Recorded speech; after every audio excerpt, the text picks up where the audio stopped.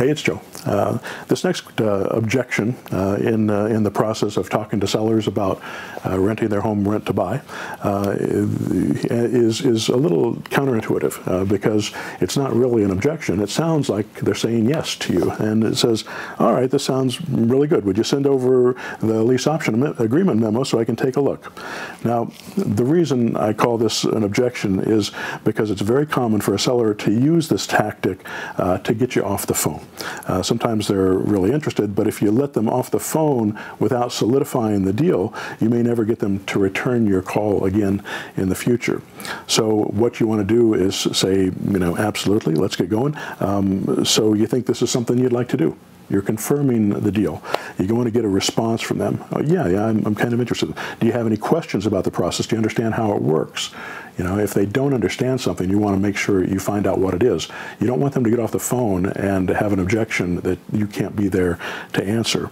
Is there anything you weren't sure of? Again, you're just driving the nail into the coffin, and it sounds repetitious, but it's not. What you're trying to do is really to bring out the problems that they might have and to find out if they're for real, because it's hard for people to lie to you, 2, 3, 4, 5 times in a row.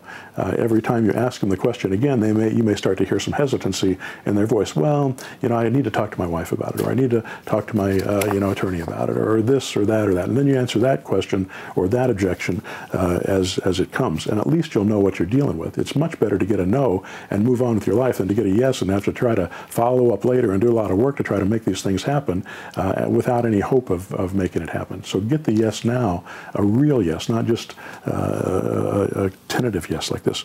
And so if that all, if you still can't bring them down on this, then maybe it makes sense to meet with them. Now, if you're doing this all remotely, that's not going to be possible. But if you're doing it local to your area, so why don't we just meet over at the house, and I'll bring along the memo. I'm not near my fax machine anyway, and I need to see the house and get some pictures. Would you be able to meet me there this afternoon? So that's the basic objection technique, to be able to get into the house, meet with the people, get a lease option memo in front of them, and find out if they're real or not. All right, hope that helps. Thanks.